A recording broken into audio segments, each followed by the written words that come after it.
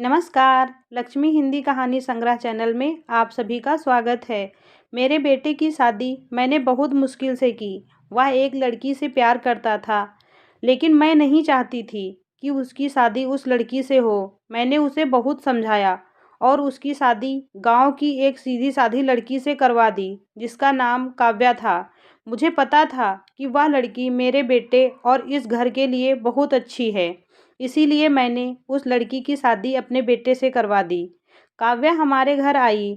लड़की घरेलू थी, बड़ों का सम्मान और घर का काम करती थी। अभी शादी को 10 दिन ही हुए थे, लेकिन मुझे लगने लगा कि मैंने अपने बेटे की शादी इस लड़की से करवाकर अच्छा किया। मेरा बेटा संजय भी बहुत खुश लग रहा था, लेकिन उस रात के बाद मेरी यह सोच बिल्कुल बदल गई। जब एक रात करीब 2 बजे मेरे बेटे के कमरे से चीखने की आवाज़ आने लगी। यह चीखें मेरी बहू की थी। मैं थोड़ी देर तक सुनती रही, फिर वह चीखना बंद हो गया। मेरे पति ने भी यह सब सुना, लेकिन फिर हमने अपने बेटे बहू से रात में पूछना उचित नहीं समझा, इसीलिए उनका दरवाज़ा नहीं खटखटाया। सुबह मेरी बेटी भी बोल रही थी कि मम्मी, रात को कौन चीख रहा था। मैंने उसकी बात काट दी और कहा कि कोई नहीं, शायद कोई बाहर से चीख रहा था। मेरी बहू का स्वभाव उस दिन से बिल्कुल बदल गया। वह सारा दिन चुप रही। मैंने सोचा शायद पति पत्नी के बीच की कोई बात होगी, इसीलिए मैंने कुछ पूछा नहीं। अगली रात फिर 2 बजे वही हुआ। मेरे बेटे के कमरे से फिर चीखने और रोने की आवाज़ आने लगी।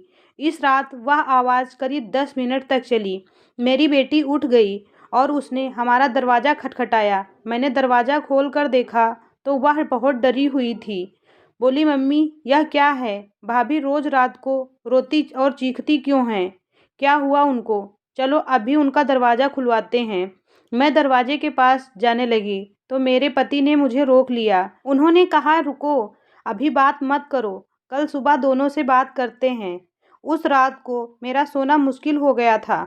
सुबह मेरी बहू जल्दी उठकर घर के काम में लग गई। मैं सुबह अपने बेटे के कमरे में गई, उससे पूछा, क्या बात है?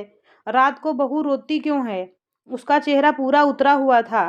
बोला, कुछ नहीं, लेकिन उसकी बातों से और आंखों से साफ दिखाई दे रहा था कि वह कुछ छुपा रहा है। मेरे पति ने भी उससे पूछा, लेकिन वह कुछ नहीं बोला और घर से बाहर चला गया। मैंने बहू को देखा तो उसको देखकर ऐसा लग रहा था कि जैसे रात में ठीक से सोई नहीं है। उसकी आंखें साफ बता रही थी। मैंने उससे पूछा, क्या हुआ? तुम रात को रो क्यों रही थी? वह बोली, मैं रो रही थी? कब? मैं तो सो रही थी और मुझे तो कोई आवाज़ नहीं सुनाई दी। आप क्या बता रही हैं? उस कमरे में ऐसा क्या हो रहा था? यह बात या तो मेरी बहू जानती थी या बेटा, लेकिन दोनों ही कुछ नहीं बता रहे थे। पर दोनों के चेहरे से साफ पता चल रहा था कि कुछ है जो यह दोनों छिपा रहे हैं। लेकिन क्या? अब जब भी रात आती तो मुझे नींद नहीं आती, क्योंकि ठीक आधी रात फिर वही होता। मेरी बहू ज़ोर ज़ोर से चीखती और रोती। मेरे मन में कई सवाल थे, क्या होता है उस कमरे में?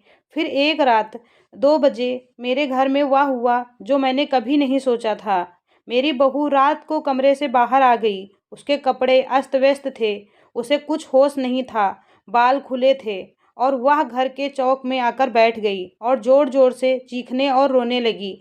हम सभी घर वाले बाहर आ गए। मेरा बेटा भी कमरे से डरा हुआ बाहर आया। बहू की ऐसी हालत देखकर हम सब भी डर गए थे। मैंने मेरे बेटे से पूछा कि यह क्या है, तो वह बोला, बस माँ, देख लो, यह रोज़ रात 2 बजे ऐसे ही किया करती है। मैं जब सुबह पूछता हूँ तो उसे कुछ याद नहीं रहता।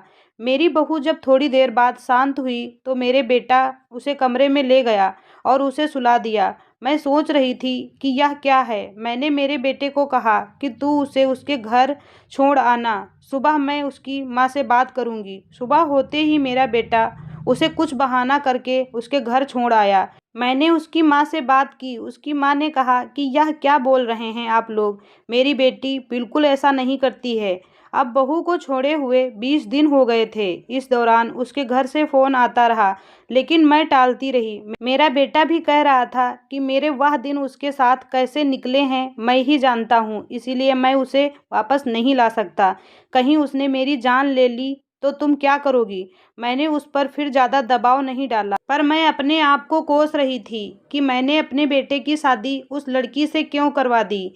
अब मेरे घर में कोई नहीं चाहता था कि वह वापस इस घर में आए। इन्हीं सब बातों में 3 महीने निकल गए। फिर एक दिन अचानक मेरी बहू अपने सामान के साथ वापस मेरे घर आ गई। वह आते ही मुझसे कहती है, माँ जी, मैं जानती हूँ कि आप मेरे बारे में क्या सोच रही हैं, लेकिन सच क्या है यह आपको पता नहीं। उसकी बातों से मुझे लगा कि कुछ है जो वह मुझसे बताना चाहती है।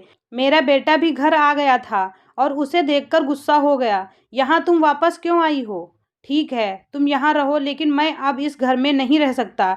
मेरी बहू ने कहा, क्यों? अब सच सबके सामने आ जाएगा, इसीलिए डर रहे हो? आप बताइए सबको, सच क्या है? मैं उस तरह से क्यों किया करती थी? मेरा बेटा बोला, कौन सा सच?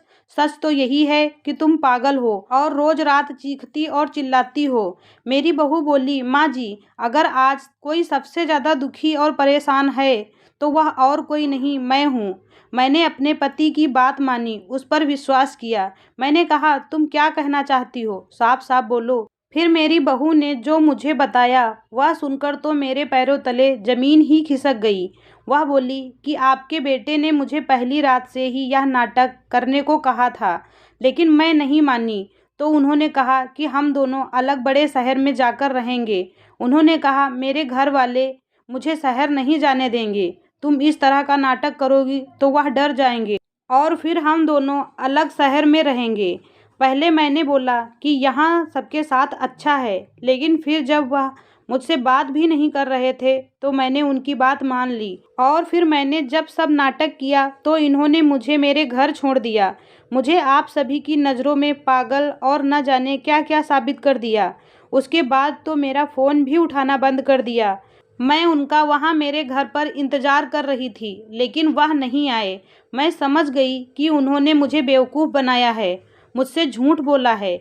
यह तो मुझे अपनी ज़िंदगी से भगाना चाहते थे। मैं इस बात को समझ गई। अब मैं खुद ही इनसे दूर चली जाऊंगी, लेकिन मैं चाहती थी कि सच आप सभी के सामने आ जाए।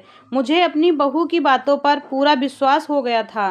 तभी मेरा बेटा बोला, तुम्हें इसे रखना है तो रखो। मेरी शादी तुमने उससे नहीं होने दी जिससे मैं चाहता था, और इस गांव की लड़की से करवा दी। मैं चाहता था कि यह भी यहाँ से चली जाए।